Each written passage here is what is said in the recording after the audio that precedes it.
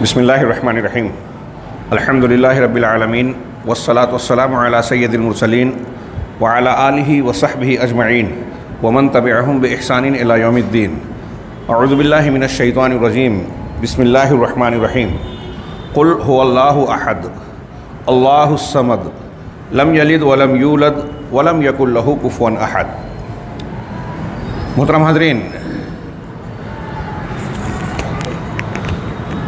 سورۃ الاخلاص گزشتہ ہفتے کے درس میں اس کی ابتدائی کچھ باتیں فضائل کے حوالے سے، اس سورت کی جامعیت، اس کی اہمیت کے حوالے سے بیان کی گئی.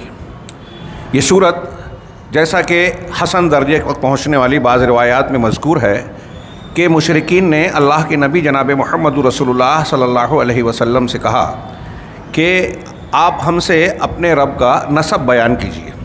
ان کے جواب میں یہ سورت نازل ہوئی کہ رب کی شناخت یا پہچان اور اس کا تعارف اس سورت کے حوالے سے آپ حاصل کر سکتے ہیں، جس میں اللہ رب العالمین کی 5 انتہائی جامع صفات بیان کی گئی کہ اللہ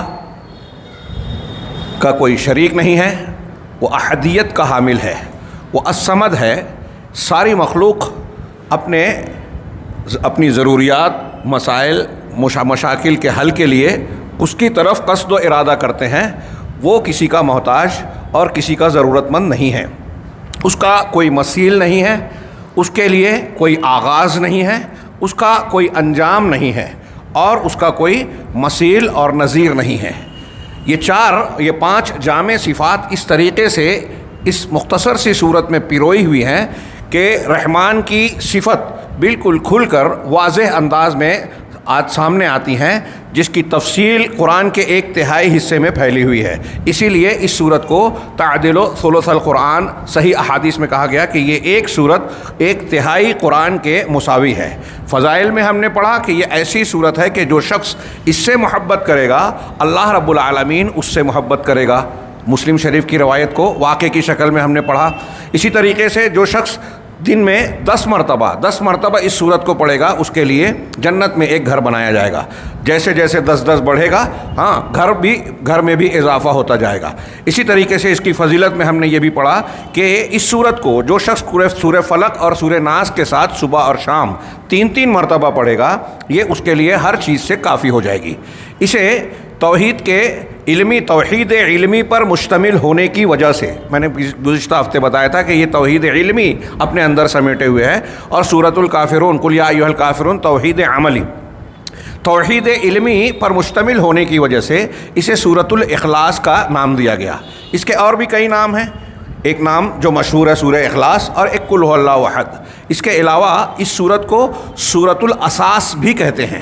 اساس یعنی بنیاد، یعنی یہ وہ صورت ہے جس میں اسلام کی بنیاد یعنی توحید کو بہت مضبوط انداز میں اور واضح انداز میں بیان کیا گیا ہے، سورۃ الاساس. اسی طرح اس کا ایک نام السورۃ الصمد ہے، اس لیے کہ اس میں اللہ رب العالمین کے اسم کریم الصمد کا ذکر ہے، اس کا تذکرہ آیا ہے.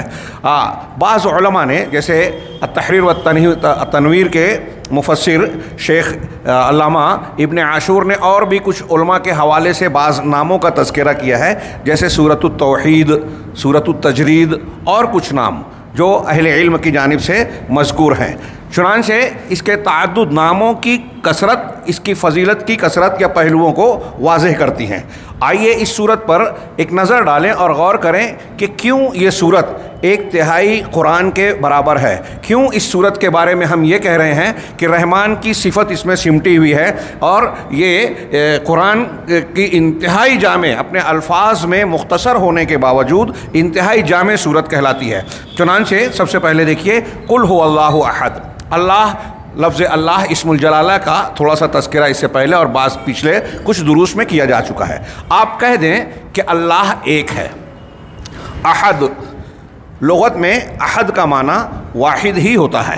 فرق یہ ہے کہ واحد، اثنین، ثلاث جب ہم گنتی کی شروعات کرتے ہیں تو گنتی کی شروعات کے لیے لفظ واحد کا استعمال ہوتا ہے، اور احد کا استعمال گنتی کے اعتبار سے نہیں ہوتا کہ وہ ایک ہے، یعنی گنتی کا خاتمہ بس اکیلا ہے. اس معنی میں احد کا استعمال ہوتا ہے، یعنی وطر۔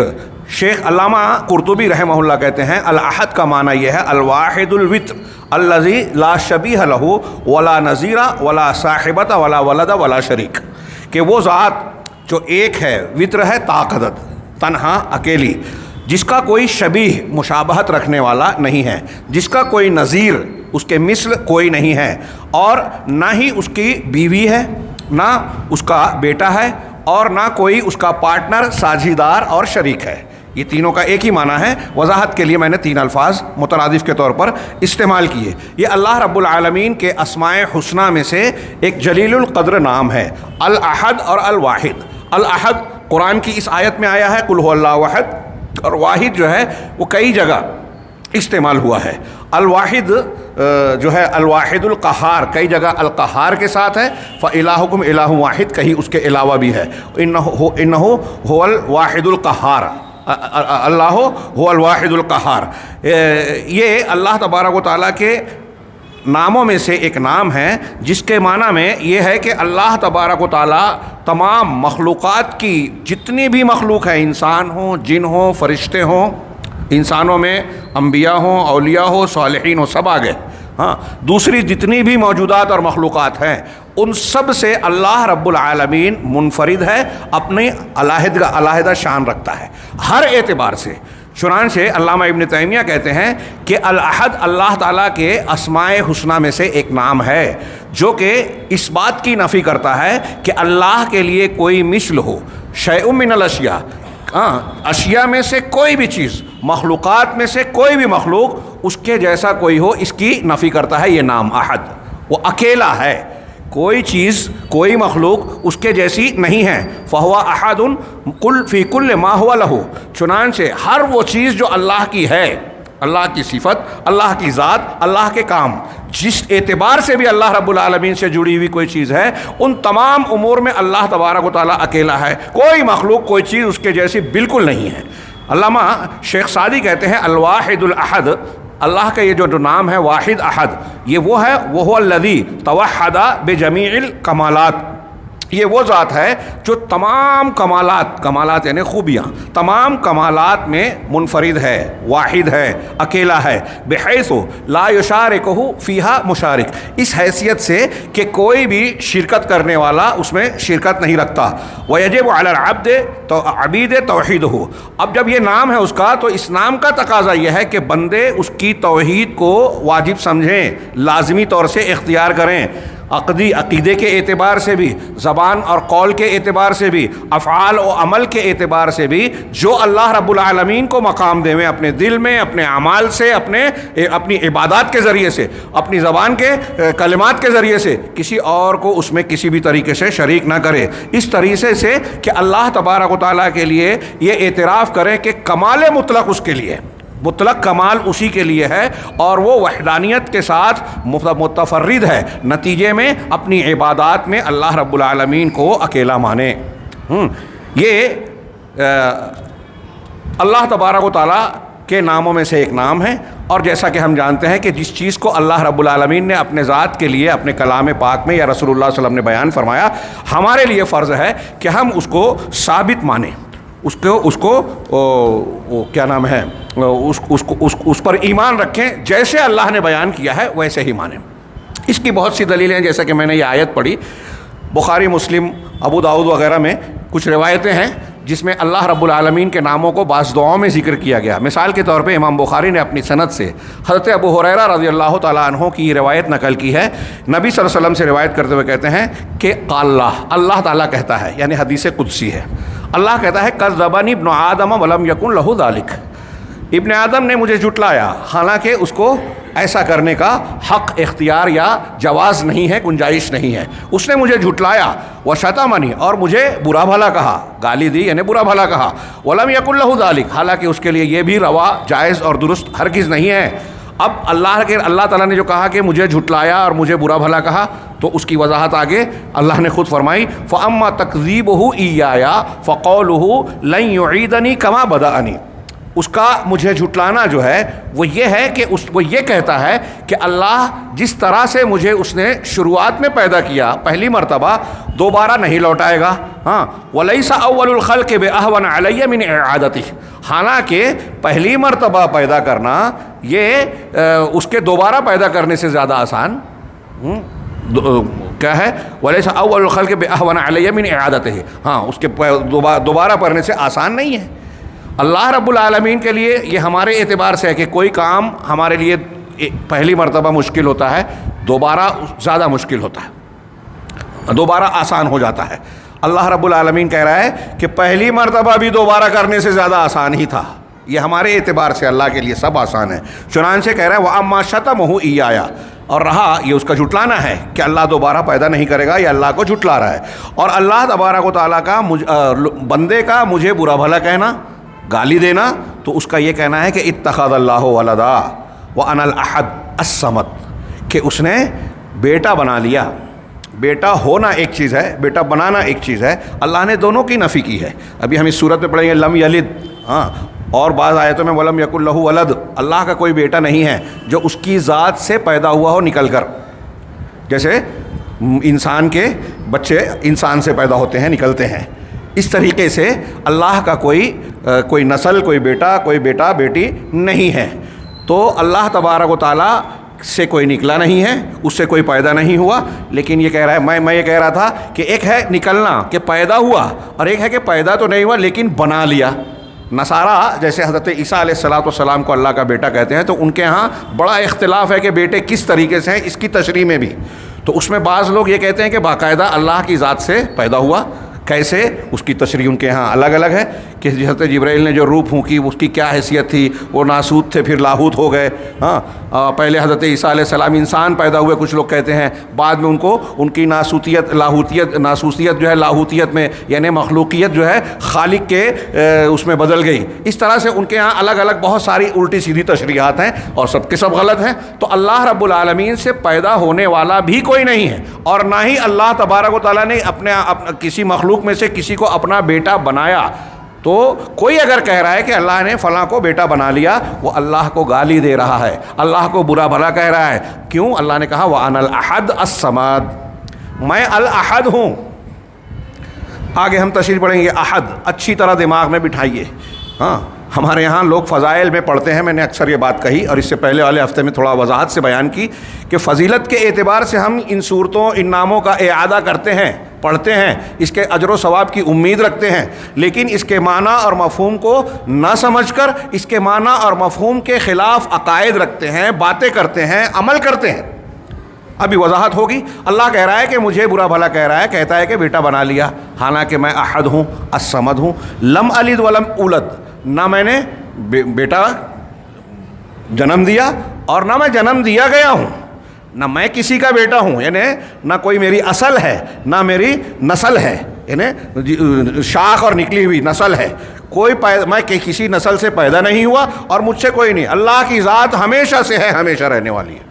تو کہا لم الد ولم اولد ولم یکن لی کفوا احد, اور میرا کوئی ہمسر اور کفو نہیں ہے. ان کی تشریحات ہم سورہ میں آگے پڑھیں گے انشاءاللہ. اسی طریقے سے بریدہ اسلمی رضی اللہ تعالیٰ عنہ کی روایت ابو داؤد, ترمذی اور ابن ماجہ میں ہے, جسے علامہ البانی نے صحیح ابو داؤد میں صحیح کہا ہے. اس میں ہے کہ نبی کریم صلی اللہ علیہ وسلم نے ایک شخص کو دعا مانگتے ہوئے سنا. وہ دعا کر رہا تھا اللہ سے, اللہ کو پکار رہا تھا اور کہہ رہا تھا, اس کے الفاظ تھے اللہم انی اسألوک بانی اشہد انک انت اللہ لا الہ الا انت الاحد الصمد الذی لم یلد ولم یولد, کہ اے اللہ میں تجھ سے سوال کر رہا ہوں. اللہم انی اسألوک, پروردگار اے اللہ میں تجھ سے سوال کر رہا ہوں. کیوں کر رہا ہوں؟ بانی اشہد, اس وجہ سے کہ میں اس بات کی گواہی دیتا ہوں کہ تیرے سوا بانی اشہد انک انت اللہ, کہ تو ہی اللہ ہے, لا الہ الا انت, تیرے سوا کوئی لائق عبادت معبود برحق ہے ہی نہیں. اس کے بعد الاحد الصمد, تو تنہا ہے, اکیلا ہے, متفرد ہے. ہاں الصمد ہے یعنی ہر اعتبار سے کامل ہے اور ساری مخلوق تیری محتاج ہے, تو کسی کا محتاج نہیں. الذی لم یلد ولم یولد, جس نے نہ بیٹا جنم دیا اور نہ کسی سے جنم دیا گیا ہے. ولم یکن لہ کفوا احد, اور اس کا کوئی کف, اس کا ہمسر, مماثل, جوڑ والا کوئی ہے ہی نہیں.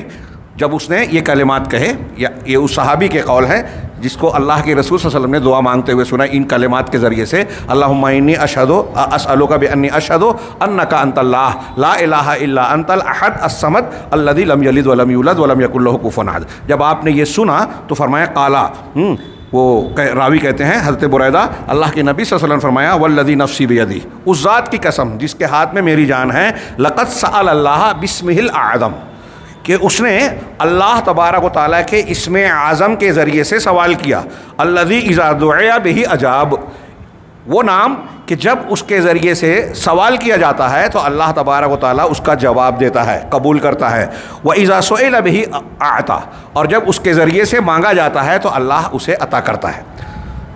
کئی اقوال میں سے علامہ ابن حجر العسقلانی وغیرہ کہتے ہیں کہ بعض روایات کو نقل کر کے کہ اللہ کے یہ دونوں نام ملائے جائیں اگر، الاحد الصمد، تو یہ اسم اعظم ہے۔ اقوال ہیں اس میں متعدد، کچھ لوگ الحی القیوم کو کہتے ہیں، کچھ لوگ الصمد کو کہتے ہیں، کچھ اللہ لفظ اسم الجلالہ کو کہتے ہیں، کچھ اس کو کہتے ہیں، بعض اور بھی ناموں کو کہا جاتا ہے۔ ہاں، علامہ ابن حجر ان دو ناموں کے لیے جو روایتیں منقول ہیں اس میں کہتے ہیں کہ سند کے اعتبار سے یہ سب سے مضبوط ہے۔ ہاں، تو کہتے ہیں کہ الاحد الصمد، یہ دونوں نام ملا کر اللہ کو پکارا جائے، یہ اسم اعظم ہے جس کے ذریعے سے اللہ دعاؤں کو قبول کرتا ہے۔ ہاں، تو یہ دو تین دلیلیں اس معنی میں بیان کی گئی کہ اللہ تبارک و تعالیٰ کا یہ نام ہے، اس میں کریم ہے اور بہت ہی شرف والا اور انتہائی جامع نام ہے۔ چنانچہ بعض اہل علم نے موسوعہ میں بعض علماء کے قول کو نقل کیا گیا کہ اللہ تعالیٰ کا یہ نام کہ اللہ احد ہے، اس کی احدیت اور اس کی وحدانیت، اللہ احد ہے کا مطلب وہ واحد ہے۔ ابھی ہم نے پڑھا کہ یہ احد کا لفظ اور واحد کا لفظ اللہ کی وحدانیت کا اس بات کرتا ہے۔ کیسے؟ ربوبیت میں بھی کہ رب ہونے میں اللہ ایک ہے، الوہیت میں بھی، الہ ہونے میں بھی اللہ اکیلا ہے، اور اسماء و صفات اپنی خوبیوں اور کمالات میں بھی، اپنی ذات میں بھی اللہ اکیلا ہے۔ شیخ کہتے ہیں، یہ موسوعہ کے علماء کہتے ہیں کہ یہ نام جو ہے تین امور پر دلالت کرتا ہے۔ ہاں، الاحد، اللہ تبارک و تعالیٰ کا یہ نام تین امور پر، تین عظیم امور پر، تین عظیم باتوں پر دلالت کرتا ہے۔ پہلی بات نفی المثل والند والکفء فی جمیع الوجوہ،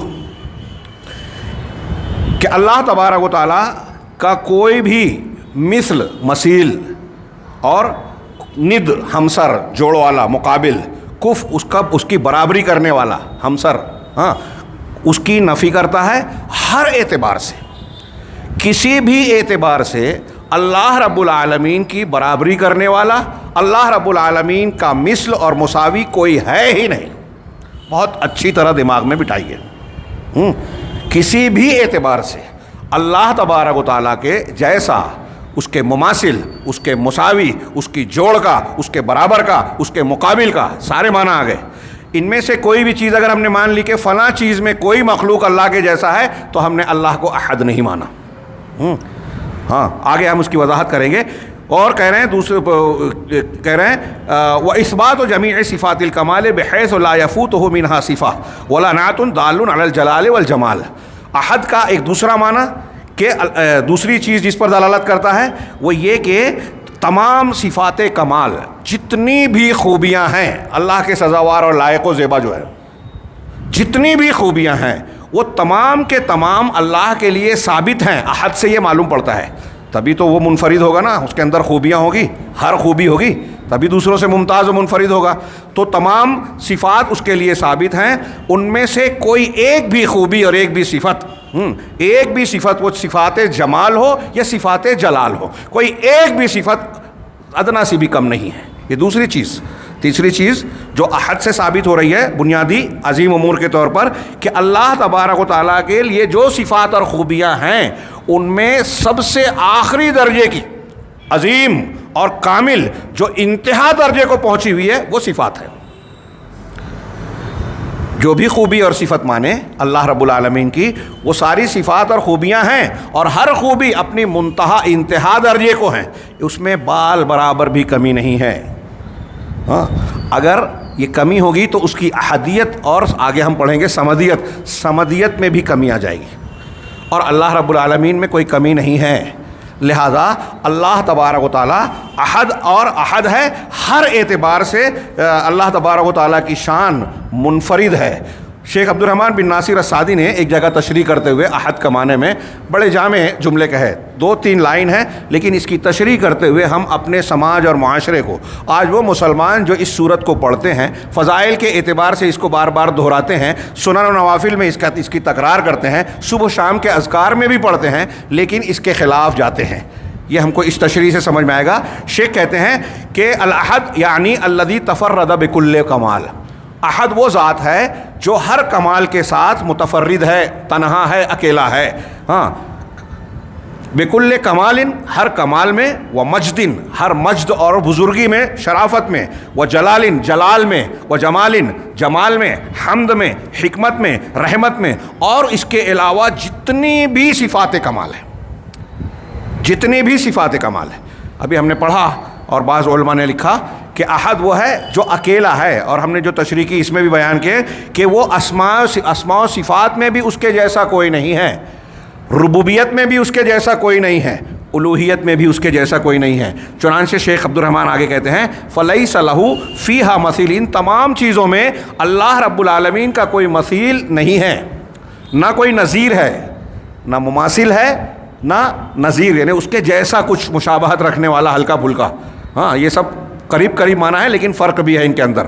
نہ کوئی نظیر ہے، اور نہ ہی اللہ رب العالمین سے کسی بھی حیثیت سے کوئی مناسبت رکھنے والا کہ جیسا اللہ ہے ویسا کچھ مناسبت اس کے اندر بھی ہو، ایسا کوئی نہیں ہے۔ چنانچہ اللہ تبارک و تعالیٰ، اب ان جملوں کو غور سے سنیے، ہاں، یہ اس کی وضاحت ہے جو ہم نے ربوبیت، الوہیت، اسماء و صفات کہا۔ تو شیخ عبد الرحمن کہہ رہے ہیں چنانچہ اللہ اکیلا ہے اپنی حیات میں، اپنی قیومیت میں، یعنی حی اور قیوم ہونے میں اللہ اکیلا ہے۔ اسی طریقے سے موصوف بغایت الکمال و علم ہی، اللہ اپنے علم میں اکیلا ہے، منفرد ہے۔ اللہ اپنی قدرت میں اکیلا ہے، منفرد ہے۔ اللہ اپنی عظمت میں، جلال میں، جمال میں، حمد میں، حکمت میں، رحمت میں، اور اس کے علاوہ جتنی بھی اللہ کی صفات قرآن و حدیث میں مذکور ہے، خوبیاں ہیں، ان تمام میں اللہ وحدہ لا شریک ہے، تنہا ہے، متفرد ہے، انتہا درجے کا ہے، کوئی اس کے جیسا، اس کے مثیل، اس کے مساوی اور ند نہیں ہے۔ ہاں، اور انتہا درجے کا ہے ہر خوبی میں، ہر صفات، جتنی بھی صفات ہیں ان میں سب میں انتہا درجے کی ہے۔ اب یہ تشریح ہم نے پڑھی اور دماغ میں بٹھا لیجیے۔ اب تھوڑی دیر کے لیے غور کیجیے کہ ہمارے ارد گرد میں اللہ رب العالمین، ہم نے پڑھا کہ اللہ رب العالمین احد ہے، اکیلا ہے، اپنے کاموں میں، اپنی ذات میں، ہاں، اپنی حیات میں، اپنے افعال میں۔ اب اللہ رب العالمین کا ایک فعل مثال کے طور پہ یدبر الامر قرآن نے بیان کیا کہ کائنات کی تدبیر کرتا ہے، کائنات میں تصرف کرتا ہے، ہاں، کائنات کے نظام کو چلاتا ہے، نظم و ضبط اللہ رب العالمین دیکھتا ہے۔ ہم اسی لیے کہتے ہیں کہ ایک پتا بھی اللہ کی مشیت اور اس کی قضا اور قدر کے بغیر نہیں ہلتا۔ اب اگر کوئی یہ عقیدہ رکھتا ہے کہ فلاں کتب، فلاں ابدال، فلاں غوث، ہاں، ان کے اندر یہ طاقت ہے، وہ بذات خود ہے، یا یہ مانتے ہو کہ اللہ نے دیا، اللہ تو احد کہہ رہا ہے اپنے آپ کو، اللہ نے تو نہیں کہا کہ میں نے کسی کو یہ طاقت دی ہے۔ اب کوئی کہتا ہے کہ وہ لوگ مل کر غوث، کتب، ابدال کا نظام ہے، ہر اقلیم میں ایک کتب ہے، پھر اس کے بعد ان کے اوپر ابدال ہیں، ان کے اوپر جو ہے غوث ہے۔ ہاں، ایسا جو لوگ مانتے ہیں، کیا وہ اللہ کو احد مان رہے ہیں؟ وہ تو یہ کہہ رہے ہیں کہ اللہ جس طرح نظام چلاتا ہے فلاں فلاں بھی چلاتے ہیں۔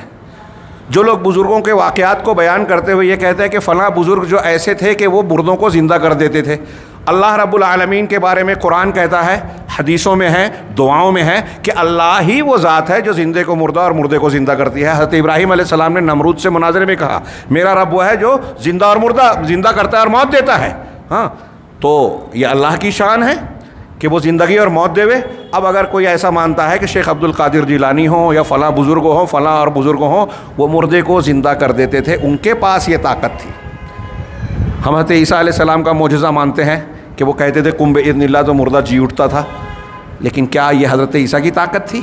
اگر کوئی ایسا مانے کہ یہ حضرت عیسیٰ کی طاقت تھی تو یہ اللہ کو احد نہ ماننا ہوگا، شرک کرنا ہوگا، اللہ کے کام کو ایک مخلوق کے لیے ثابت کرنا ہوگا، بہت اچھی طرح بظاہر سادی بات ہے، لیکن ہمارے مسلمانوں میں بہت بڑی تعداد لوگوں کی ایسی ہے جو اس قسم کی شرکیات میں مبتلا ہے، اور انہیں اس بات کا احساس بھی نہیں ہے کہ وہ شرک کر رہے ہیں، سب سے عظیم گناہ، اور اس پر توبہ کیے بغیر مر گئے تو کبھی جہنم سے نہیں نکلیں گے۔ اچھی طرح سمجھیں کہ اللہ رب العالمین احد ہے، اس کا معنی یہ ہے کہ رب العالمین اپنے کاموں میں تنہا ہے۔ اب اللہ اولاد دیتا ہے، اللہ کا ایک کام ہے، کوئی اللہ کے علاوہ اولاد نہیں دے سکتا۔ اللہ رب العالمین مردے کو زندہ کرتا ہے، یہ اللہ کا ایک کام ہے، تو اس میں منفرد ہے، اکیلا ہے، تنہا ہے۔ کوئی پیغمبر، کوئی فرشتہ، کوئی ولی، کوئی پیر، دنیا کی کوئی شخصیت یا مخلوقات میں سے کوئی بھی یہ کام کر ہی نہیں سکتا اللہ کے علاوہ۔ اللہ تو خالق ہے، مخلوق ہے ہی نہیں۔ تو یہ کاموں کی میں نے ایک مثال دی، ایسی کتنی چیزیں ہیں جو لوگ اللہ کے علاوہ دوسروں سے اس کی صفات میں، ابھی ہم نے پڑھا کہ اللہ تبارک و تعالیٰ اپنے علم میں متفرد ہے، احد ہے اپنے علم میں بھی، یعنی اس کا جیسا علم ہے کسی کا نہیں، ماضی، حال، مستقبل، کائنات کی ہر چیز۔ اس کو پہلے میں نے کچھ واضح کرنے کے لیے کہ اللہ کی صفات کو ہم سمجھنے جائیں گے تو حیرت زدہ ہوتے چلے جائیں گے۔ ہمارے ہاں کیمسٹری والوں سے پوچھئے، ایک بلوم جو ہوتا ہے جس کو غبارہ یا ہمارے یہاں مالیگاؤں میں پھگا کہتے ہیں، ایک بالشت کا ایک پھگا، اس میں 13-16 ایسا کچھ ہے، وہ تعداد میں فرق ہو سکتا ہے، 13 ملین وہ الیکٹران نیوٹران کے برابر کے ذرات ہوتے ہیں۔ ایک غبارے میں 13 ملین، 1 ملین 10 لاکھ کا ہوتا ہے نا، 10 یا 20، 10 لاکھ کا، 1 ملین 10 لاکھ کا، ایک غبارے میں 13 یا 16 جو بھی ہو ملین، تو ہمارے ایک کمرے میں کتنے ملین ہوں گے؟ ہم گن نہیں سکتے، ہمارا کیلکولیٹر اور کمپیوٹر فیل ہو جائے گا، گنتی ختم ہو جائے گی ہماری۔ صرف یہ الیکٹران نیوٹران کی بات کر رہا ہوں میں، ایک کمرے کی چیزوں کو ہم گن نہیں سکتے۔ اب سوچئے کائنات کتنی بڑی ہے، ایک شہر سے بڑھ کر، پھر اس سے بڑھ کر، پھر اس سے بڑھ کر۔ قرآن میں ہے اللہ رب العالمین نے احصا کل شیء عددا، اللہ نے ہر چیز کو گنتی کر رکھی ہے، شمار کر رکھا ہے۔ یہ ایک چیز، ہمارے جسم میں خون ہے، بال ہیں، ہمارے کتنے بال ہیں ہم نہیں جانتے۔ ہمارے دماغ کے اندر جو سیلز ہیں اس کی تعداد آج تک گن نہیں سکے، کچھ ڈسٹرائے ہوتے ہیں، کچھ نئے پیدا ہوتے ہیں۔ خون کے ذرات کہتے ہیں، اس میں صرف خون میں 20 لاکھ پروٹین ہے، ہر ایک کے فنکشن کو آج تک انسان ہر ایک کے کاموں کو نہیں جان سکا، جن کو جانا ہے ان کے پورے کاموں سے واقف نہیں ہے۔ ایک درخت لیجئے، درخت میں کتنے پتے ہیں، پتے میں کتنی باریک عروق ہیں، عروق جس کو ہم رگ کہہ لیں، ہمارے جسم کی جیسے رگیں ہوتی ہیں، عروق شعریہ، باریک رگیں ہیں، ہم گن نہیں سکتے۔ ایسی درختوں میں ہے، ان کی جڑ ہے، جڑوں میں کتنے بال ہیں، ہم ایک درخت کو گن نہیں سکتے، کائنات میں کتنے درخت ہیں۔ اللہ رب العالمین نے ہر چیز کو گن رکھا ہے۔ ہم جس زبان کو جانتے ہیں کیا وہ پوری جانتے ہیں؟ میں اردو بول رہا ہوں کہ اردو سے واقف ہوں، جتنا میں جانتا ہوں وہ کم ہے، جتنا نہیں جانتا وہ زیادہ ہے، پھر بھی میں یہ سمجھا جاتا ہے کہ ہم یہ زبان جانتے ہیں۔ کوئی بھی زبان لے لو، اس کا کچھ حصہ آدمی جان کر عالم کہلاتا ہے، اس کا جاننے والا کہلاتا ہے، جبکہ زیادہ چیزیں نہیں جانتا۔ ایسے ہی فنون کی بات ہے، آئی اسپیشلسٹ، ہارٹ اسپیشلسٹ، فلاں اسپیشلسٹ، زندگی کھپا دی ایک آنکھ کے عضو کا فنکشن جاننے کے لیے، اس کا علاج پرکھنے کے لیے، کب کون سی خرابی کیسے ہوتی ہے، کیا خرابی ہوئی تو اس کی وجہ کیا ہے، اور کون سی دوا دیں گے تو اس کا علاج ہوگا۔ اور اس کے باوجود آنکھ کا اسپیشلسٹ بہت سی بیماریوں میں اپنی علاج کرنے کے بعد کہتا ہے کہ جتنا میں جانتا تھا، کر سکتا تھا، میں نے کیا اب اوپر والے کے ہاتھ میں۔ مطلب یہ کہ جس کا وہ اسپیشلائزیشن رکھتا ہے، تخصص، اختصاص رکھتا ہے، اس کے بارے میں بھی یہ بات کنفرم ہے، وہ بھی اعتراف کرتا ہے کہ اس کے بارے میں پورا علم نہیں رکھتا، کچھ جانتا ہوں۔ تو بندے کا علم اس طرح کا ہے۔ اب اللہ رب العالمین جب کہہ رہے ہیں ہم علیم، احاطہ کل شیء علما، قرآن نے کہا کہ اللہ نے ہر چیز کو علم کے اعتبار سے گھیر رکھا ہے۔ کائنات کا کوئی ذرہ، ہمارے جسم کے اندر کا، باہر کا، کوئی باریک سے باریک جرثومہ، سفید ذرات ہوں، ہیموگلوبنس ہوں، فلاں پروٹینس ہوں، یا ہمارے بال ہوں، کوئی ایک چیز، ہمارے جسم کے مسامات جو گن نہیں سکتے ہم، ایک سوراخ جو جلد میں ہے، ہر چیز کو رب العالمین نے گن رکھا ہے۔ ہمارا دماغ کام نہیں کرے گا اگر غور کریں گے سنجیدگی سے۔ کتنی زبانیں ہیں اللہ رب العالمین سے، کوئی ایک زبان کا ایک لفظ، ایک حرف، اس کا ایک معمولی سا، پوری کائنات میں نے جو چند مثالیں دی، یہ اور ان سے متعلق اس کے علاوہ جتنی بھی چیزیں ہیں، کوئی ایک بال برابر بال کا کروڑواں حصہ بھی اللہ کے علم سے باہر نہیں ہے۔ ہر چیز اللہ کے علم میں ہے۔ اسی لیے تو لوگوں کی آدم کی پیدائش سے 50 آسمان و زمینوں کی پیدائش سے 50 سال پہلے اللہ نے قلم کو حکم دے کر قیامت تک جو کچھ ہونے والا ہے لکھ دیا. یہ اللہ کے علم کامل ماضی مستقبل تمام چیزوں کو جاننے کا مظہر ہے. یہ پہلے ہی سے جانتا ہے کون کیا کرے گا, کون کیسا ہے, اسی لیے لکھ دیا. ہمارے یہاں لوگ اعتراض کرتے ہیں نا کہ تقدیر میں لکھا ہے تو میں نے گناہ کیا پھر مجھ کو عذاب کیا, تو اس کا جواب یہی ہے, ایک سیدھا سمپل اور بالکل سرل اور سمجھ میں آنے والا, کوئی نہ مانے الگ بات ہے, کہ اللہ نے لکھا اس لیے وہ برائی نہیں کر رہے ہیں فلاں اور فلاں. کافر اس لیے کفر نہیں کر رہا ہے کہ اللہ تعالیٰ نے تقدیر میں لکھا ہے. کافر کفر کرنے والا تھا, چوری کرنے والا تھا, زانی زنا کرنے والا تھا, یہ اللہ کو معلوم تھا اس لیے لکھا. تو علم ہونے کی وجہ سے لکھا, لکھنے کی وجہ سے وہ نہیں کر رہا ہے. تو یہ ایک جواب اللہ کے, میں ایک صرف اللہ کی ایک صفت کے بارے میں بیان کر رہا ہوں کہ اللہ اپنے علم میں احد ہے, اکیلا ہے, متفرد ہے. اب اگر کوئی شخص کہے کہ نبی کریم صلی اللہ علیہ وسلم بھی تمام غیوب کو جانتے تھے, تو وہ علم میں اللہ کا مماثل رسول اللہ صلی اللہ علیہ وسلم کو قرار دے رہا ہے. نتیجہ کہ ایسا ماننے والا شخص اللہ کو احد نہیں مان رہا ہے, وہ قل ہو اللہ احد پر ایمان نہیں رکھتا, سمجھا ہی نہیں ہے, تو اس کی فضیلت کہاں سے ملے گی؟ اگر کوئی رافضی شیعہ یہ کہتا ہے کہ اہل بیت کو ساری چیزیں معلوم تھی, اگر کوئی نقشبندی قادری جو ہے شیخ عبد القادر جیلانی کے بارے میں کہتا ہے, کوئی اور سلسلے والا اپنے پیر صاحب کے بارے میں کہتا ہے کہ ان کو غیبیات کا علم تھا, لوح و قلم سب ان کے سامنے تھے, اگر کوئی ایسا کہتا ہے تو اہل سنت والجماعت کے عقیدے کے مطابق وہ کافر ہے. اللہ کے نہ صرف احد نام کا انکار کر رہا ہے, قرآن اور حدیث کی بہت ساری نصوص کا رد کر رہا ہے, انکار کر رہا ہے. اس طرح سے آپ غور کرتے جائیے کہ اللہ رب العالمین اپنے علم میں, اپنے کاموں میں, اب اولاد دینا, بارش برسانا, بیماری دینا, شفا دینا, یہ اللہ کے کاموں میں سے ہے. کسی کی پیدائش, کسی کی وفات اللہ کے قبضہ قدرت میں ہے, اس کی مشیت اور ارادے سے ہوتا ہے سب کچھ, وہ کرتا ہے. اگر ایسے کتنے کام ہیں غور کرتے چاہیے. ان کاموں میں سے کسی بھی کام کو کسی بھی درجے میں اگر بندہ یہ عقیدہ رکھے کہ فلاں بھی کرتے ہیں, اولاد اللہ دیتا ہے, فلاں بزرگ بھی دے دیتے ہیں یا دلا دیتے ہیں, ایسا بھی مانے, تو اللہ کو احد نہیں مانا.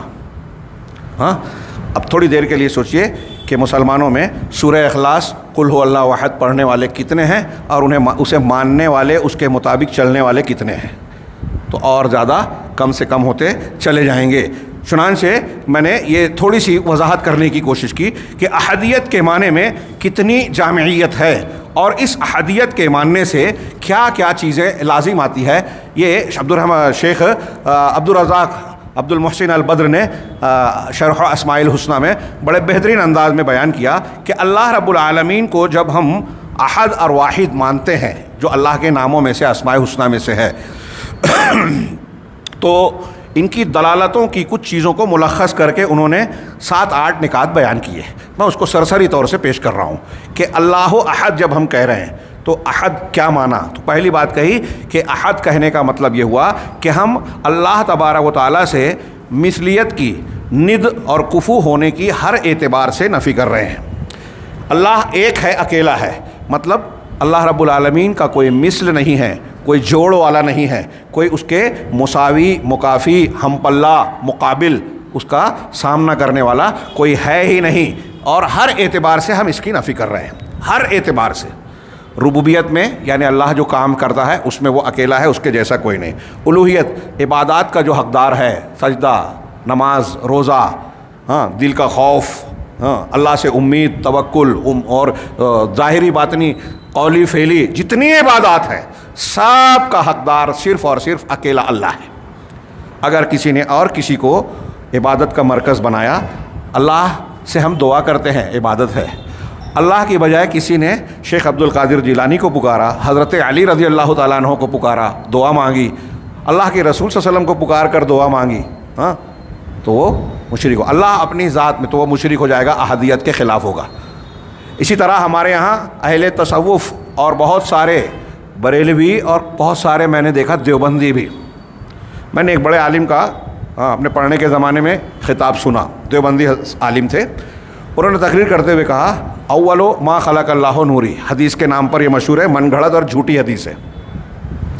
تو انہوں نے کہا تقریر میں، وہ کہہ رہے ہیں بہت بڑے عالم، انہوں نے بیان کیا کہ یہ حدیث تو جھوٹی ہے، موضوع ہے، لیکن اس کا مضمون صحیح ہے۔ ہاں، ایسا ہو سکتا ہے بعض مرتبہ کہ کچھ اقوال صحیح ہوتے ہیں، ہاں، لیکن وہ حدیث نہیں ہوتے، اور لوگ حدیثوں میں، جیسے ایک مشہور چیز ہے کہ علم حاصل کرو چاہے چین جانا پڑے، علم کے حصول اور اس کی ترغیب دینے کے لیے ٹھیک ہے، ہاں، لیکن حدیث نہیں ہے۔ تو بعض باتیں درست ہو سکتی ہیں حدیث نہ ہوتے ہوئے، لیکن نہ یہ سند اور متن کے اعتبار سے حدیث ہے، اور نہ ہی جو ہے مضمون کے اعتبار سے صحیح ہے، بلکہ یہ اس کی تفصیل کا موقع نہیں ہے۔ ہم یہ کہیں کہ اللہ رب العالمین نے قرآن مجید میں جو انسان و جن کے پیدا کرنے کا مقصد بتایا ہوا، ما خلقت الجن والانس الا لیعبدون، اور اس معنی کی دوسری آیات و احادیث، یہ ان معنی والی آیات و احادیث کے خلاف بھی ہے یہ حدیث کہ اللہ نے میرے نور کو پیدا کیا، اور پھر وہ لمبی ایک روایت بیان کی جاتی ہے کہ اللہ نے سب سے پہلے اپنے نور سے مجھے نکالا، پھر اس کے 4 حصے کیے، ہاں، اس میں سے کیا ہے محمد صلی اللہ علیہ وسلم کو بنایا، پھر اس کے 3 حصے اور نکالے، پھر یہ کرا کیا، اس میں لمبی تفصیل ہے، جھوٹی حدیث، من گھڑت حدیث۔ اب اگر کوئی شخص یہ مانتا ہے کہ نبی کریم صلی اللہ علیہ وسلم نور مجسم ہے ویسے ہی جیسے اللہ ہے، ابھی تو بتائیے کہ حضرت عیسیٰ علیہ السلام کے بارے میں نصارہ جو بدعقیدگی کا شکار ہیں اور جس کو قرآن و حدیث نے شرک کہا، اور ابھی ہم نے ایک حدیث سنی بخاری کی جس میں اللہ تعالیٰ نے کہا حدیث قدسی میں کہ ابن آدم مجھے گالی دیتا ہے، برا کہتا ہے، کیا کہتا ہے کہ اللہ نے بیٹا بنا لیا، یہ بندے کی طرف سے اللہ کو برا بھلا کہنا یا گالی دینا ہے، یہ حدیث قدسی میں ہے۔ اب اگر کوئی کہہ رہا ہے کہ محمد صلی اللہ علیہ وسلم اللہ سے نکلے ہیں، تو یہ سورہ اخلاص میں قل هو اللہ احد اللہ الصمد لم یلد ولم یولد، ہر جملے کا رد ہوگا اس سے۔ جو یہ مان رہا ہے وہ سورہ اخلاص کا رد کر رہا ہے، وہ قل اللہ احد کو مان نہیں رہا ہے۔ کیوں؟ اس لیے کہ ہم کہہ رہے ہیں کہ اللہ تبارک و تعالیٰ اپنی ذات میں وہ نور ہے، ہاں، ایک نور اللہ ہے بذات خود، ایک اس کا حجاب ہے نور، اور کائنات میں نور اسی کی طرف سے، یہ مخلوق ہے، سورج چاند ستاروں میں جو نور ہے یہ مخلوق ہے، سب اللہ کے منور کرنے سے، اللہ نور السماوات والارض، اللہ کے منور کرنے سے منور ہے، ایک نور نور ہدایت ہے، اور اسی کو ہم کہتے ہیں کہ قرآن مجید اور اللہ کے نبی جناب محمد رسول اللہ صلی اللہ علیہ وسلم کو جو نور ہم مانتے ہیں، ہم بھی مانتے ہیں، لیکن ہم کیا مانتے ہیں کہ اللہ کے رسول نور ہیں، نور ہدایت ہیں، نور مجسم اس طرح سے نہیں کہ اللہ کی ذات سے نکلے ہوئے ہوں۔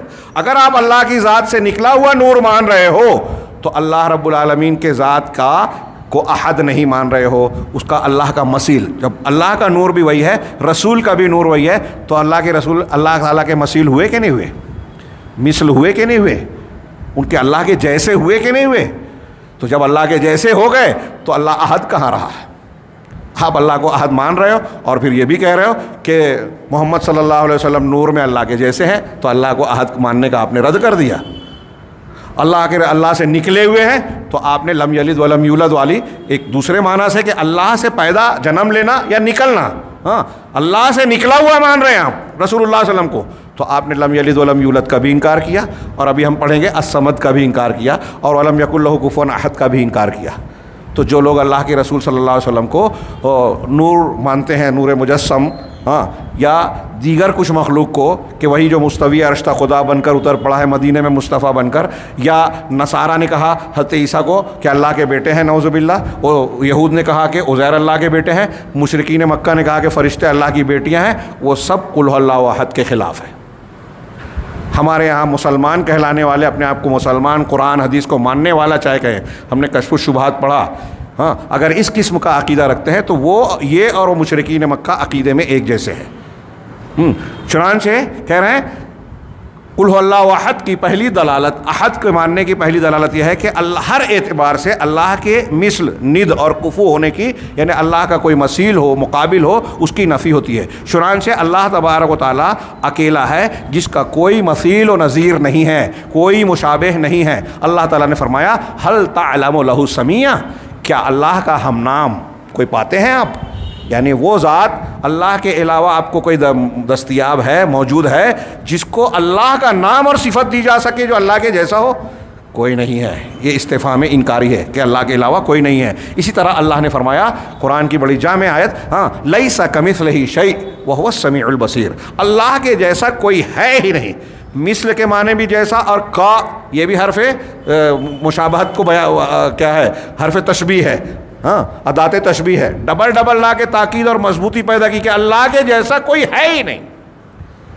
اب سوچئے تھوڑی دیر کے لیے، میں نے ابھی جو تشریحات کی کہ جو لوگ بزرگان دین کو، اولیاء و صالحین کو پکارتے ہیں اور یہ سمجھتے ہیں کہ وہ ہماری مشکل آسان کر دیں گے، ہمارے مسائل حل کر دیں گے، قرض کی ادائیگی کر دیں گے، بیماری کی شفا دے دیں گے، مصیبت سے، آصیب سے، جن شیطان سے، فلاں اور فلاں مصیبت سے بچا لیں گے، اگر وہ یہ اس کام کو مان رہے ہیں اللہ کے علاوہ کسی کے لیے، تو کیا وہ اللہ کے جیسا نہیں مان رہے ہیں؟ مان رہے ہیں. قرآن پڑھیے، یہ ان کو سیکھنا چاہیے. لیس کمثلہ شیء، اللہ کے جیسا کوئی نہیں ہے. وہو السمیع البصیر، اور ایسا بھی نہیں کہ اللہ کے جیسا کوئی نہیں ہے تو اللہ کے اندر کوئی خوبی نہیں ہے. وہ سننے والا، دیکھنے والا ہے. وہ سننے اور دیکھنے کی صلاحیت رکھتا ہے. کائنات میں بہت ساری مخلوقات سنتی دیکھتی ہے، ہم بھی سنتے دیکھتے ہیں، لیکن ہم اللہ کی طرح نہیں ہیں، اللہ ہماری طرح نہیں ہے. اللہ کی صفات اللہ کے لیے خاص، ہماری صفات یا مخلوق کی صفات مخلوق کے لیے خاص. مخلوق کی صفات انتہائی ناقص، اللہ کی صفات بالکل کامل. مخلوق کی صفات اللہ کی دی ہوئی ہے، اللہ کی صفات اور خوبیاں کسی کی دی ہوئی نہیں ہیں. دوسری صفت جو شیخ نے بیان فرمائی کہ احد سے ایک کیا معنی کی دلالت ہوتی ہے کہ بطلان التکییف.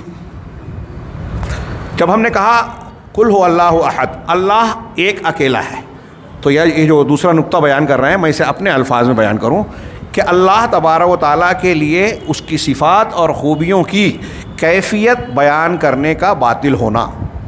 یعنی ہم اللہ کو کے لیے جو جس صفت کا اس بات کرتے ہیں کہ اللہ ایسا ہے، سننے والا ہے، ابھی میں نے کہا دیکھنے والا ہے، اللہ عرش پر مستوی ہے، تو کیسے ہے؟ اس کا رد ہم نہیں جانتے. کیوں؟ اس لیے کہ اللہ احد ہے. کیوں؟ اس لیے کہ لیس کمثلہ شیء، اس کے جیسا کوئی نہیں ہے. ہم کسی چیز کو تصور یا اس کی کیفیت کو کب جان سکتے ہیں، تصور کر سکتے ہیں؟ جب اس کے جیسا کوئی ہوگا جس کو ہم جانتے ہوں. ایک آدمی نے شیر نہیں دیکھا تو اس کو بتایا جائے گا کہ دیکھیے بلی کو دیکھا ہے آپ نے، مثال کے طور پہ میں سمجھانے کے لیے مثال بیان کر رہا ہوں. بس بلی کی شکل کا شیر ہوتا ہے. بلی چھوٹی ہوتی ہے، شیر اس کے مقابلے میں 10 گنا اتنے گنا بڑا ہوتا ہے. اس کا رنگ یوں ہوتا ہے، اس کی قسمیں ہوتی ہیں، اور ایسا ہوتا ہے اور ویسا ہوتا ہے. تو آپ نے جب بلی کو شیر کی مشابہت میں کسی کے سامنے پیش کر کے اس کے ذہن میں تصویر کشی کی تو ایک خاکہ اس کے ذہن و دماغ میں بنتا جاتا ہے. ایک چیز دیکھی ہوئی ہے تو دیکھی ہوئی کے جیسا نہ دیکھی ہوئی کوئی چیز ہے تو اس کو آپ سمجھا سکتے ہیں اور سمجھ سکتے ہیں، بیان کر سکتے ہیں، اس کی کیفیت سمجھ سکتے ہیں یا بیان کر سکتے ہیں. لیکن جب اللہ رب العالمین کے جیسا کوئی ہے ہی نہیں، نہ ہم نے دیکھا ہے، نہ ہم نے اس کو سمجھا ہے، صحیح ڈھنگ سے ہم اس کا تصور اپنے دائرہ فکر میں لا ہی نہیں سکتے، اس لیے اس کی کیفیت بیان نہیں کر سکتے. احدیت کے معنی کا ایک تقاضا یہ ہے کہ اللہ تبارک و تعالیٰ کے لیے کیفیت کی نفی اور بطلان کیا جائے، رد کیا جائے. کیوں؟ اس لیے کہ انسان اپنی قاصر اور درماندہ عقل کے ذریعے سے غور کرنے میں جو ہے ناکام ہوگا. اگر وہ اللہ تبارک و تعالیٰ کی، رب تبارک و سبحانہ و تعالیٰ کی صفات کے بارے میں غور کرنے کی کوشش کرے. ہم اگر اللہ کی صفات کے بارے میں غور کرنا چاہیں تو ہمارے انسان کے ذہن و دماغ کی سوچ اور رسائی ایک خاص حد تک ہے، اس کی ایک دائرہ ہے، اس سے باہر نہیں جا سکتے. اور اللہ رب العالمین کی صفات کا دائرہ نہیں ہے، وہ لامحدود ہے. ہمارے بھی میں نے علم کے بارے میں جو تھوڑی سی وضاحت کی اس پر غور کیجیے. رزق دینے کے بارے میں اللہ رزاق ہے، کتنے لوگوں کو کہاں کہاں سے کیسے کیسے روزی دیتا ہے، غور کرتے جائیے، حیرت زدہ ہوتے چلے جائیں گے آپ. تو ہم کو لگے گا کہ ہم سمجھ نہیں سکتے. اللہ اول ہے.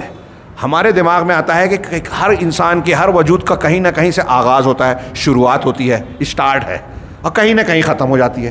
ہمارے ماں باپ، ان کے ماں باپ، ان کے ماں باپ، جا کے آدم علیہ السلام پر معاملہ ٹک جائے گا. آدم علیہ السلام کے بعد کوئی نہیں. تو کہیں نہ کہیں سے ہمارا اسٹارٹ ہے. اللہ رب العالمین کا کوئی آغاز نہیں ہے، اس کی کوئی شروعات نہیں ہے، وہ ہمیشہ سے ہے. اب ہمیشہ ہمارے لیے سمجھنے کے غور کیجئے، ہم نہیں سمجھ سکتے.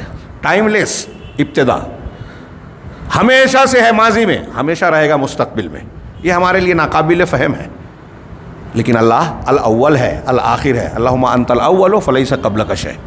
تو شیخ کہہ رہے ہیں کہ اگر اپنی عقل قاصر کے ذریعے سے انسان اپنے رب سبحانہ و تعالیٰ کی صفات میں غور و خوض کی کوشش کرے گا تو یہ ناکام رہے گا، وہذا محال، یہ ناممکن بات ہے، اس لیے کہ رب سبحانہ و تعالیٰ اپنی تمام کمال اور خوبیوں میں متفرد ہے، اپنی عظمت میں بھی، اپنی جلال کی صفات میں بھی، لہذا کوئی بھی ذات، کوئی بھی مخلوق اس کے ساجداری اور شرکت نہیں رکھتی اس کی صفات میں، اور نہ ہی اس کا کوئی شبیہ اور مثیل ہے، اس کے کوئی مشابہ نہیں ہے، کوئی مماثل نہیں ہے۔ پھر جب اللہ کی ذات کا کوئی مشابہ اور مماثل ہے ہی نہیں، اس کے جیسا کوئی ہے ہی نہیں، تو پھر انسانی عقلوں کے لیے یہ کیسے ممکن ہے کہ اس ذات کی حقیقت کو سمجھ سکے جس کے کوئی مماثل نہیں ہے؟ بل کل ما یخطر بالبال من الکمال فاللہ اعظم من ذلک، بلکہ انسانی ذہن و دماغ کسی بھی خوبی کے بارے میں اگر غور کرتا ہے کہ یہ اچھائی ہے، یہ خوبی ہے، تو اللہ کی ذات اس اچھائی اور خوبی میں کمال درجہ رکھتی ہے، جو ہم سوچتے ہیں اس سے بہت اونچا ہے، ہماری سوچ وہاں تک نہیں پہنچ سکتی۔ یہ دوسرے نمبر پر۔ تیسرا یہ کہ احد کا معنی اللہ اکیلا ہے، یہ تمام صفات کمال کے اس بات اس میں شامل ہے، اس حیثیت سے کہ اللہ تبارک و تعالیٰ کی ذات میں کوئی بھی جلال اور جمال کی کوئی صفت اور کوئی نعت اور خوبی ایسی نہیں ہے جو اللہ کی ذات میں نہ ہو۔ کیوں؟ اس لیے کہ اللہ تبارک و تعالیٰ کمال مطلق کے ساتھ پوری کائنات میں تمام موجودات میں کے مقابلے میں متفرد اور اکیلا ہے، اس میں کسی بھی اعتبار سے، جتنی بھی شکلیں اور اعتبار ہو سکتے ہیں، کسی بھی اعتبار سے کوئی نقص، کوئی جھول، کوئی خامی، کوئی عیب نہیں ہے۔ تو مطلب اللہ رب العالمین کے لیے تمام صفات، تبھی تو وہ احد ہے۔ چوتھی چیز کہ جب ہم کہہ رہے ہیں کہ اللہ تبارک و تعالیٰ احد ہے، تو ابھی جو ہم نے بیان کیا تھا وہ یہ کہ اللہ تبارک و تعالیٰ کی جو خوبیاں ہیں وہ غایت درجے کی ہیں، اس میں کوئی کمی اور نقص نہیں ہے۔ انا لہو من کل صفت من تلک الصفات اعظمها وغایتها ومنتہاها، یہی لفظ موسوعہ میں بھی ہے کہ اللہ رب العالمین کی جتنی بھی صفات ہیں، ہر صفت میں سب سے عظیم، سب سے انتہا درجے کی، اور اس کے ایسا جس میں اس کے بعد کوئی مزید زیادتی کی ضرورت نہ ہو، اس طرح سے اللہ تبارک و تعالیٰ کی ہر خوبی کامل ہے، کہیں کوئی نقص، ایک بال برابر بھی کمی نہیں ہے۔ اللہ رب العالمین فرمایا وَأَنَّ إِلَىٰ رَبِّكَ الْمُنْتَهَىٰ، کہ تمہارے پروردگار تک ہی منتہا ہے، انتہا ہو جانے والی ہے، ساری چیزیں ختم ہو جانے والی ہے۔ چنانچہ اللہ رب العالمین کے لیے جب ہم کہتے ہیں کہ سننے والا ہے، تو سننے میں جو سب سے کامل صفت ہے، کائنات میں جتنی بھی آوازیں ہیں جو ہم سن رہے ہیں، ہم نہیں سن رہے ہیں، آواز اگر بہت تیز ہو، سائنس والے بولتے ہیں کہ کچھ خاص کلو ہرٹز تک انسان سنتا ہے، اس سے زیادہ ہو جائے تو نہیں سنائی دیتی۔ ابھی مچھروں کو بھگانے کی کچھ ایسی مشینیں بنائی ہیں، کیڑے مکوڑوں کو، چوہوں کو، کہ ہم کو سنائی نہ دے، ان کو سنائی دے، اور اس کی تائید اس حدیث سے بھی ہوتی ہے، بلکہ وہ حدیث جو پہلے لوگوں کی سمجھ میں نہ آتی رہی ہو کہ صاحب قبر کو جب عذاب ہوتا ہے تو وہ چیخ و پکار کرتا ہے، حدیثوں میں، صحیح حدیثوں میں ہے کہ جن و انس کے علاوہ دوسری مخلوقات اسے سنتی ہے۔ تو دوسرے سنتے ہیں، انسان اور جنات نہیں سنتے، اس لیے کہ انسان اور جنات کے سننے کی الگ پاور اور قوت ہے۔ ہم بعض جانور اور حیوانات کو دیکھتے ہیں، ابھی زلزلہ کو دیکھنے والے، مشاہدہ کرنے والے یہ غور کرتے ہیں کہ زلزلہ آنے سے پہلے یہ محسوس کیا جاتا ہے کہ جانوروں میں خاص تبدیلی ہو جاتی ہے۔ پانی کے جانور اگر خشکی میں آئے ہیں جل تھلیے تو فوراً پانی میں بھاگتے ہیں، زلزلے سے کچھ لمحات پہلے، گویا ان کے اندر ایسا سینسر اللہ نے قدرتی رکھا ہے کہ ان کو اس بات کا احساس ہوتا ہے۔ بعض جانوروں کی قوت شامہ ہم دیکھتے ہیں، کتے سونگھنے کی ایک خاص صلاحیت رکھتے ہیں، بعض جانور دیکھنے کی دور سے طاقت رکھتے ہیں، پرندے کتنی اونچائی سے پانی میں اپنے شکار کو دیکھ لیتے ہیں، زمین پر اپنے شکار کو دیکھ لیتے ہیں، اور ایسے اور بھی بہت ساری خوبیاں۔ تو اللہ تبارک و تعالیٰ نے مخلوقات میں جو خوبیاں دی ہیں، ہم ان میں تفاوت دیکھتے ہیں کہ ہم بھی دیکھ رہے ہیں، جانور پرندہ بھی دیکھ رہا ہے، لیکن یہ دیکھنے میں فرق ہے، ہم بھی سن رہے ہیں، جانور پرندہ بھی سن رہا ہے، سننے میں فرق ہے۔ جب مخلوق میں اتنا فرق ہے تو خالق اور مخلوق میں کتنا فرق ہوگا؟ ظاہر سی بات ہے کہ وہ ہماری سمجھ کے باہر ہے۔ اللہ رب العالمین یا خالق کی جو صفات ہے وہ انتہائی کامل ہے، کائنات کی جتنی آوازیں ہیں سب کو وہ سننے والا سمیع ہے، اور ہم کچھ آوازوں کو سنتے ہیں، مخصوص آوازوں کو مخصوص حالات میں سنتے ہیں۔ ابھی میں کہہ رہا ہوں، آپ سن رہے ہیں، کسی کی توجہ زیادہ ہے، کسی کا دماغ کہیں اور ہو تو وہ کم سن رہا ہے۔ میرے ساتھ اگر دو چار لوگ اور بولنے لگے تو کسی کی بات سمجھ میں نہیں آئے ہمیں۔ اور اللہ رب العالمین کی شان یہ ہے کہ کائنات کا ہر انسان، ہر جن، ہر فرشتہ، ہر کیڑا، ہر پودا، ہر پرندہ، ہر درندہ اللہ سے دعا مانگے، ایک ہی وقت میں سب کی سنے گا، سب کے نیت اور جذبے کو بھی جانے گا کہ کون کس نیت سے پکار رہا ہے رب العالمین کو. تو اللہ رب العالمین کے لیے سننا ہے تو سننے میں سب سے کامل درجہ، دیکھنا ہے دیکھنے میں سب سے کامل درجہ. کائنات کی کوئی بھی چیز اس کی نگاہ سے، اس کے دید سے، اس کے آنکھ سے چھپی ہوئی اور اوجھل نہیں ہے. ومن کل صفت اکمل، اسی طرح جتنی بھی صفت ہے علم کی، حلم کی، دوسری جتنی بھی صفات ہیں سب کے سب انتہائی کامل ہیں، ہاں، اور انتہائی مکمل ہیں. اللہ رب العالمین نے قرآن میں فرمایا وَلِلَّهِ الْمَثَلُ الْأَعْلَىٰ، اللہ کے لیے اعلیٰ مثل ہے، اعلیٰ صفات ہے. اگر اعلیٰ کا مطلب کیا ہوتا ہے؟ سب سے اونچی. کوئی اس کے جیسا ہو جائے تو اعلیٰ کہاں رہے گا؟ ہاں، اگر اللہ کے جیسا کوئی ہو جائے تو اعلیٰ کہاں رہے گا؟ سبحان ربی الاعلیٰ. نمبر 5 شیخ نے بیان کیا کہ پانچویں چیز جو الاحد سے ثابت ہوتی ہے، اللہ سبحانہ و تعالیٰ کا تمام نقائص اور عیوب سے پاک ہونا، کہ تمام نقائص، اور احدیت میں یہ خاص صفت ہے. ہم آج شاید نہ پڑھیں، آگے کچھ اقوال الاحد اور الصمد کو جب جوڑیں گے تو وہاں یہ بات اور زیادہ واضح ہوگی کہ دونوں ناموں کو ساتھ میں لانے سے کیا جامعیت اور کیا معنی نکل رہا ہے. شیخ نے فرمایا کہ اللہ سبحانہ و تعالیٰ کہ احد کے معنی، احد کے نام سے جو دلالت ملتی ہے کہ تمام نقائص اور عیوب سے وہ منزہ ہے، کیونکہ نقائص اور عیوب کی جو صفات ہیں وہ مخلوقات کے ساتھ جڑی ہوئی ہے، مخلوق کے ساتھ جڑی ہے، اسی لیے وہ ناقص ہیں. اما الاحد سبحانہ رہا وہ ذات جو احد ہے تو وہ تمام کمال، عظمت، جلال میں منفرد ہے، اس کا کوئی مشابہ نہیں ہے اور اس کی کوئی مثال ہے ہی نہیں. معنی یہ ہوا کہ چونکہ اللہ تبارک و تعالیٰ میں کوئی نقص اور کوئی عیب ہے ہی نہیں، کوئی کمی اور خامی ہے ہی نہیں، اس لیے وہ احد ہے. اور کائنات کی جتنی بھی مخلوقات ہیں وہ کسی بھی درجے کو پہنچ جائیں، ان میں کہیں نہ کہیں کوئی نہ کوئی نقص، خامی، عیب، نقص ضرور ہے، اور اللہ کا ان سے کوئی مقابلہ نہیں. ہاں، کہہ رہے ہیں وَلِهَذَا قَالَ تَعَالَىٰ فِي تَنزِيهِ نَفْسِهِ عَنِ الْوَلَدِ، اسی لیے اللہ رب العالمین نے اپنی ذات کو بیٹے سے منزہ قرار دیتے ہوئے ارشاد فرمایا کہ اللہ تعالیٰ اس سے کہیں بلند ہے کہ اس کو بیٹا ہو. چنانچہ فرمایا سبحانہ، اللہ پاک ہے. ہاں، بیٹا ہوگا تو بیٹا بھی باپ کے جیسا ہوتا ہے نا، تو احد کہاں رہا؟ مماثل ہو گیا، مثل ہو گیا کہ کئی چیزوں میں وہ مماثل ہو جائے گا. انسانوں کو بیٹا نہ ہو تو نقص ہے. آپ کی ہم میں سے کسی کی شادی نہ ہو، اولاد نہ ہو، تو یہ مانا جائے گا کہ کچھ کمی ہے، یا کمی نہیں بھی ہے تو بیٹا نہ ہونا خود ایک کمزوری مانی جائے گی. بیٹے کی ضرورت ہے، بیٹا بڑھاپے کا سہارا بنتا ہے. اب اللہ رب العالمین کو کسی سہارے کی ضرورت ہے کیا؟ بیٹے کی ضرورت ہے کیا؟ جانشین کی ضرورت ہے کیا؟ اللہ کی ذات کو موت، نیند، اونگ تک نہیں آتی، تو کسی جانشین کی ضرورت ہی نہیں ہے. اللہ کی صفات میں کوئی کمزوری، کوئی خامی، انسان جوان ہو کے طاقتور ہوتا ہے، پھر بڑھاپا آتا ہے تو کمزور ہوتا ہے. اللہ رب العالمین کے لیے ایسی کوئی کمزوری کا سوال ہی نہیں ہے، کیونکہ وہ احد ہے، ہاں، الحی القیوم ہے. چنانچہ کہا کہ اللہ تبارک و تعالیٰ سبحانہ، اللہ پاک ہے، وہ اللہ الواحد القہار، وہ ایک مسلط، قہار یعنی تسلط رکھنے والا. اس کے 3 معنی ہیں، میں ایک معنی کر رہا ہوں کہ تمام چیزوں پر تسلط رکھنے والی ذات ہے. اکیلا ہے جو ساری چیزوں پر کنٹرول رکھتا ہے. ہاں، قیامت کے دن یہ اور زیادہ واضح ہوگا، ہاں، کہ ساری کائنات اللہ تبارک و تعالیٰ سارے آسمانوں اور زمینوں کو اپنے ہاتھ میں لپیٹ کر کہے گا انا الملک، میں ہوں بادشاہ. کہاں ہے زمین کے بادشاہ؟ ہاں، آج صرف میرا حکم چلے گا. نمبر 6 کہ اس بات کا کو اقرار کرنا، احد جب ہم نے کہا تو اس بات کا اقرار کرنا واجب ہے کہ اللہ تبارک و تعالیٰ کمال مطلق میں متفرد ہے، اپنی ذات میں بھی، صفات میں بھی، افعال میں بھی. یہ ہم کو زبان سے ماننا ہے. جب ہم کہہ رہے ہیں قل هو اللہ احد، تو یہ ماننا ہے زبان سے کہ اللہ تبارک و تعالیٰ ذات میں بھی اکیلا ہے، صفات میں بھی اکیلا ہے، اپنے افعال میں بھی اکیلا ہے. دل میں اس کا یقین بھی رکھنا ہے، اور زبان سے ماننا، دل میں یقین رکھنا، یہی توحید علمی ہے. علمی طور سے ہم توحید کو اختیار کر لینے والے ہیں. اب عمل والا جب معاملہ آئے گا تو توحید عملی ہوگا.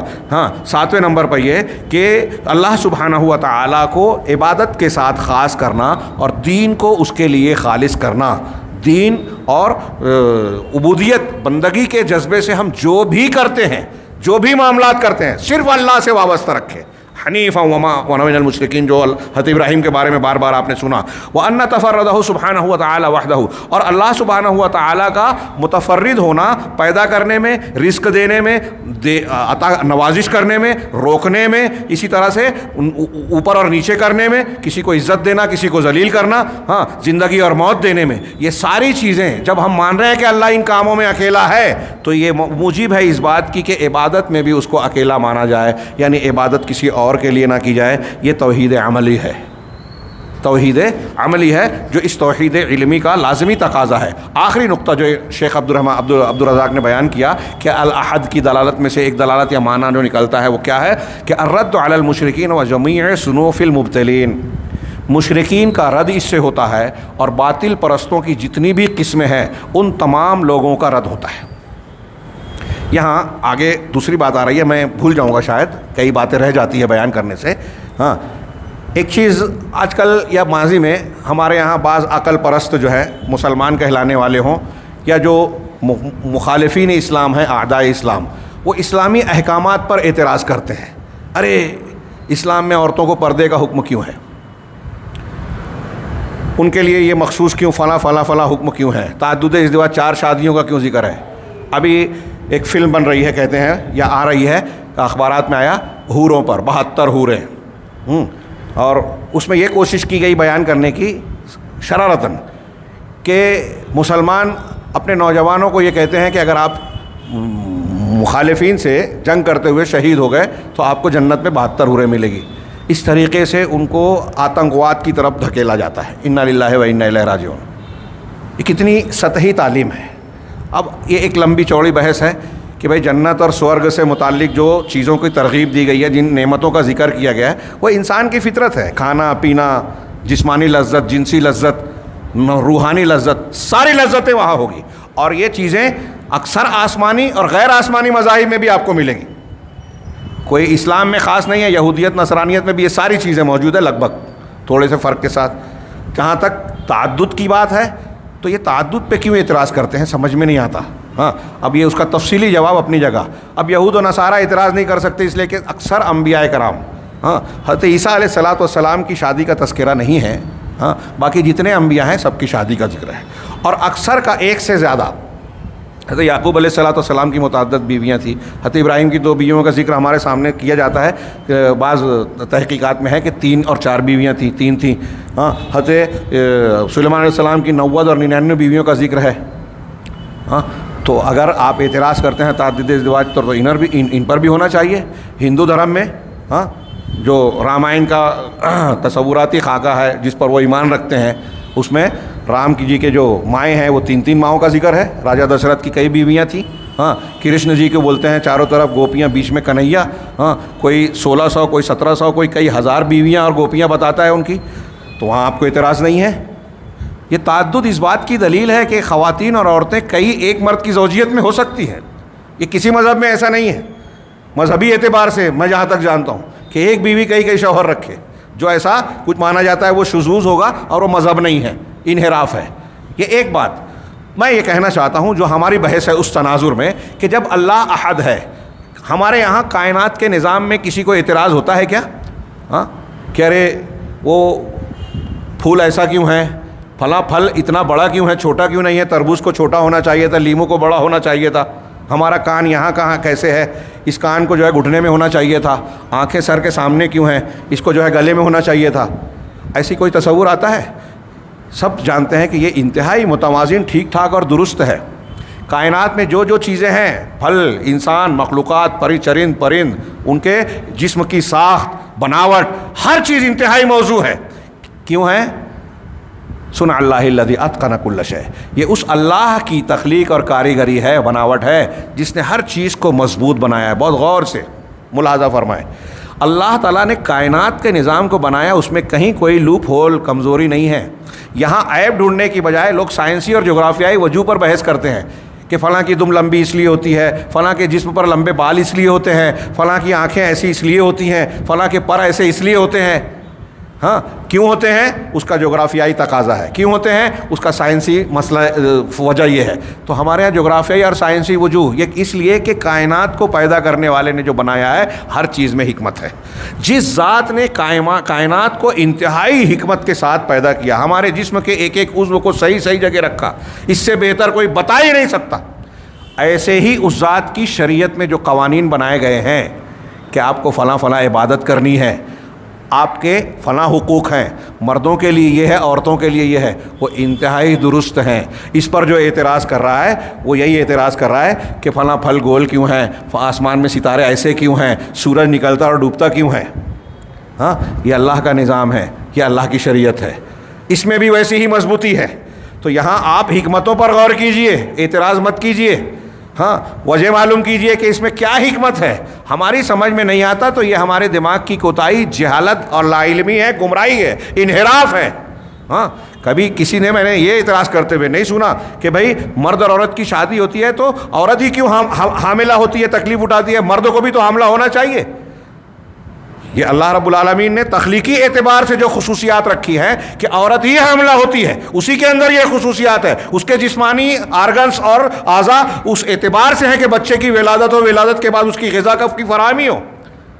ہاں تو ایسے جیسے اس میں یہ خصوصیات رکھی ہے اور اس پر آپ کو اعتراض نہیں ہے، مرد اور عورت، ہاں ایسے ہی ان کے حقوق اور ان کی جو ذمہ داریاں ہیں اس میں ان حقوق اور نفسیات کے فرق کا لحاظ رکھا ہے. اور وہ آپ اور جاہل لوگ دنیا کے نہیں جانتے تھے. رب العالمین جو کائنات کا پیدا کرنے والا وہ جانتا تھا، وہ احد ہے. تو اس کی تخلیق میں بھی انفرادیت ہے، کمال ہے، اور اس کی شریعت میں بھی کمال ہے. لہذا جتنے لوگ اعتراض کرتے ہیں وہ بھی اللہ رب العالمین اور اس کی شان سے ناواقف ہیں. ہاں وہ چاہے ہمارے یہاں منکرین حدیث ہوں، عقلیت اور سائنس اور کسی بنیاد پر جو ہے احادیث اور قرآن پر اعتراض کرنے والے، وہ سب اس میں آ گئے. چنانچہ کہہ رہے ہیں کہ اس میں تمام مشرکین اور تمام باطل پرستوں کی جتنی بھی قسمیں ہیں ان سب کا رد ہے. ہاں کیونکہ انہوں نے اللہ تبارک و تعالیٰ کی قدر اور عظمت و کبریائی، اس کے وقار کو نہیں جانا جیسا کہ اس کا حق ہے. اور انہوں نے اس بات کا اقرار نہیں کیا، جنہوں نے اس بات کا اقرار نہیں کیا کہ اللہ تعالیٰ اپنے کمال میں، اپنی خوبیوں میں متفرد ہے. چنانچہ اسی بنیاد پر انہوں نے اللہ رب العالمین کے شریک ٹھہرا لیے، دوسروں کی عبادت کرنے لگے اور اللہ تعالیٰ کے لیے طرح طرح کی مثالیں بیان کرنے لگے کہ ارے دیکھو بادشاہ کے پاس وزیر کے وسیلے کی ضرورت پڑتی ہے اور فلاں کے پاس جو ہے اس کی ضرورت پڑتی ہے، سو چھت پہ چڑھنے کے لیے سیڑھی کی، تو مثالیں بیان کر رہے ہیں. ایسے ہی اللہ کے پاس جانے کے لیے بزرگان، صالحین، انبیاء اور فرشتوں کے وسیلے کی ضرورت پڑتی ہے. اللہ کے لیے ایسی بے تکی مثالیں بیان کرنے لگے. دنیا کے مخلوقین کی مثال بیان کر رہے ہیں، کس کے لیے؟ جو احد ہے، جو انسانوں سے قریب ہے. مثال اس کو ان سے دے رہے ہیں جو مخلوق ہے، جو ایک دوسرے سے دور ہے. چنانچہ اس کے لیے مختلف قسم کی مثالیں بیان کرنے لگے اور اللہ تعالیٰ کے ساتھ بدگمانی کرنے لگے. ظن سو کہ اللہ ہماری مدد نہیں کر سکتا، اللہ رب العالمین ہم پکاریں گے تو ہماری دعا کو نہیں قبول کرے گا، فلاں کے ذریعے سے کریں گے تب قبول کرے گا. یہ برے گمان کرنے لگے اور ربوبیت کے جناب کو انہوں نے ناقص کر دیا. ہاں اسی طریقے سے انہوں نے مخلوق کے پیدا کرنے کے مقصد کو ہی توڑ دیا کہ اللہ تعالیٰ نے جس مقصد کے تحت پیدا کیا، اللہ کو نہ جاننے کی وجہ سے، اس کی احدیت اور کمال کو نہ ماننے کی وجہ سے اس مقصد سے منحرف ہو گئے، ہٹ گئے. اور وہ مقصد کیا ہے؟ اللہ تعالیٰ کی توحید اور اس کو ایک جاننا، منفرد جاننا، ذلت کے ساتھ، خشوع اور خضوع کے ساتھ اور تمام عبادات میں. ہاں کہ ہم اللہ رب العالمین کے سامنے اپنے آپ کو جھکا دیں اور اس کے مقابلے میں جو ہے شرک اور کفر سے شدید قسم کی نفرت کریں اور اس سے دوری اختیار کریں. اللہ تبارک و تعالیٰ نے کہا وَإِذَا ذُكِرَ اللَّهُ وَحْدَهُ اشْمَأَزَّتْ قُلُوبُ الَّذِينَ لَا يُؤْمِنُونَ بِالْآخِرَةِ. ہاں جب اللہ کو اکیلے ذکر کیا جاتا ہے تو جو لوگ آخرت پر ایمان نہیں رکھتے ان کے دل جو ہے گھبرا اٹھتے ہیں، کانپ جاتے ہیں، ان کو برا لگتا ہے. ارے بابا کو، فلاں کو اور فلاں کو. ہاں ہمارے ابھی ایک جملہ صرف بیان کر دو. ہمارے ایک دوست بتا رہے تھے، ہاں وہ اہل حدیث ہوئے تھے، ان کا گھرانہ جو ہے وہ قبر پرست. تو انہوں نے اپنے چچا کو سمجھاتے ہوئے کہا کہ آپ قرآن کا ترجمہ پڑھیے ایک مرتبہ، پھر ہم لوگ بات چیت کریں گے. کافی ان کی گفتگو چلتی تھی. کچھ دنوں بعد، مہینہ 2 مہینے کے بعد جب ان کی ملاقات ہوئی اور انہوں نے پوچھا کہ پڑھ رہے ہیں قرآن، تو ان کا جواب سنیے آپ. جملہ، ارے میں نے 15 پارہ آدھا قرآن پڑھ لیا ترجمے سے، لیکن ابھی تک شیخ عبد القادر جیلانی کا ذکر نہیں آیا. یہ ہنسنے اور رونے دونوں بات ہے.